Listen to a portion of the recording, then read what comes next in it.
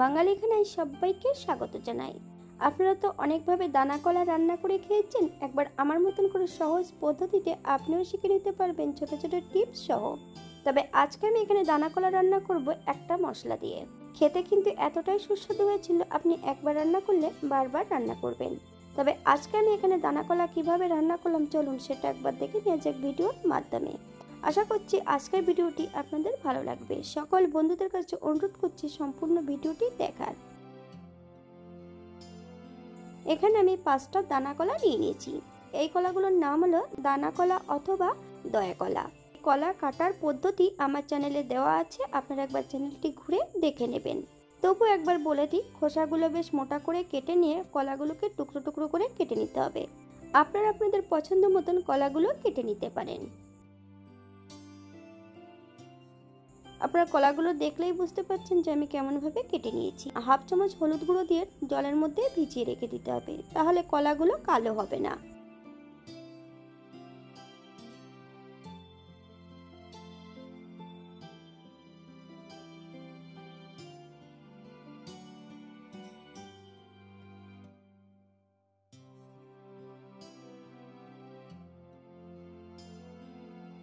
এই পর্যায়ে একটা প্রেসার কুকারের মধ্যে হাফ কাপ জল অ্যাড করব, হাফ চামচ হলুদ গুঁড়ো। দানা কলাগুলো জল ঝরিয়ে সম্পূর্ণ কলাগুলো প্রেসার কুকারে অ্যাড করব। প্রেসার কুকারে একটা হুইসেল দিয়ে নেব। 10 মিনিটের জন্য স্ট্যান্ডিং টাইম দেব। সেদ্ধ কলার থেকে ভালো করে জল ঝরিয়ে নিতে হবে। অপর দিক থেকে একটা পাত্রে বেশ কিছুটা সর্ষে আগে থেকে ভিজিয়ে রেখেছি। হাফ চামচ কালো সর্ষে আর 1 চামচ হলুদ সর্ষে আগের থেকে জলের মধ্যে বেশ ভিজিয়ে রেখেছি। আপনারা যদি পোস্ত পছন্দ করেন তাহলে অ্যাড করতে পারেন। মিহি করে বেটে নেব।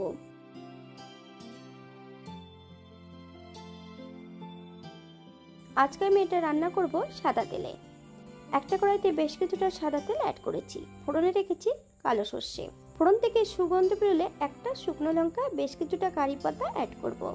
তবে কারি পাতা অ্যাড করার সঙ্গে সঙ্গে কিন্তু একটু লবণ অ্যাড করে দেবেন, নইলে গায়ে ছিটকে যেতে পারে।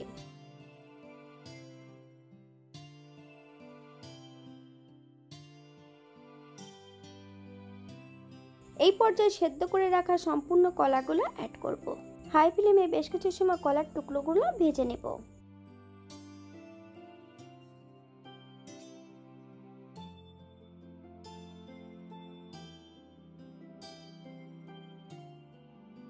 বাঙালি রান্না ঘরোয়া উপকরণ দিয়ে। আপনাদের যদি রান্নাগুলো পছন্দ হয় তাহলে চ্যানেলটি সাবস্ক্রাইব করে দিয়ে পাশে থাকবেন। পাশে থাকা বেলটি বাজিয়ে দিবেন, নইলে নিত্য নতুন রান্নার নোটিফিকেশন পাবেন না।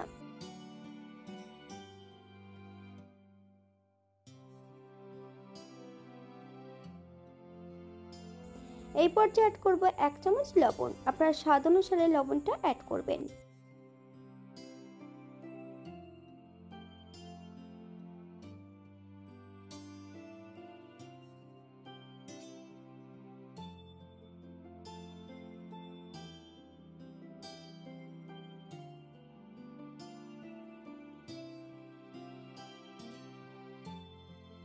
এই পর্যায়ে অ্যাড করব 1 চামচ আদা বাটা। আপনারা যদি পছন্দ করেন তাহলে পরিমাণে বাড়িয়ে দিতে পারেন।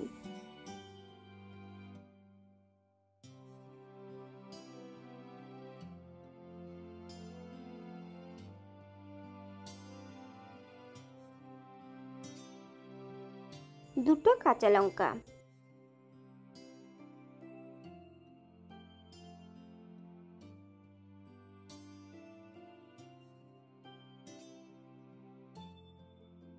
আপনারা একবার স্ক্রিনের দিকে ফলো করবেন। সর্ষে বাটার মধ্যে আমি জল অ্যাড করেছিলাম। সম্পূর্ণ সর্ষে ধোয়া জলটা এই পর্যায়ে অ্যাড করে দেব। আপনাদের যতটা গ্রেভির প্রয়োজন আপনারা ততটা জল অ্যাড করতে পারেন।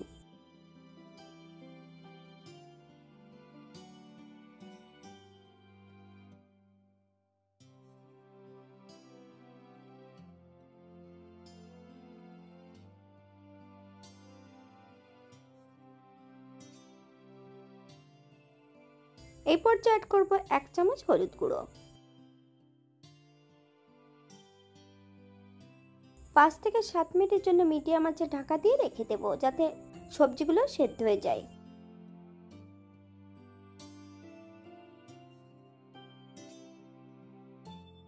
7 মিনিট পর এই পর্যায়ে একবার চেক করে নিতে হবে যে সবজিগুলো সেদ্ধ হয়েছে কিনা।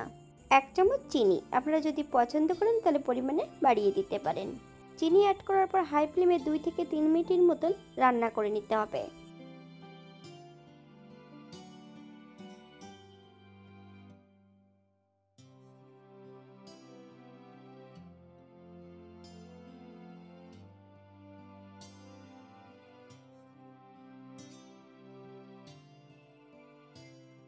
এই পর্যায়ে অ্যাড করব 1 চামচ কাঁচা সর্ষের তেল, আপনারা যদি পছন্দ করেন তাহলে পরিমাণে বাড়িয়ে দিতে পারেন।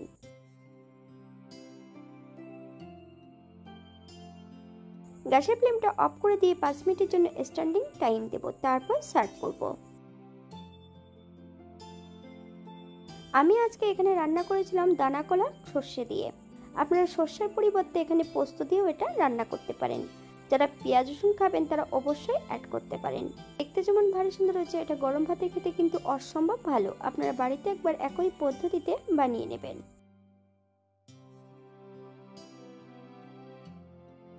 আজকের ভিডিওটি এই পর্যন্ত। সবাই সুস্থ থাকবেন, ভালো থাকবেন।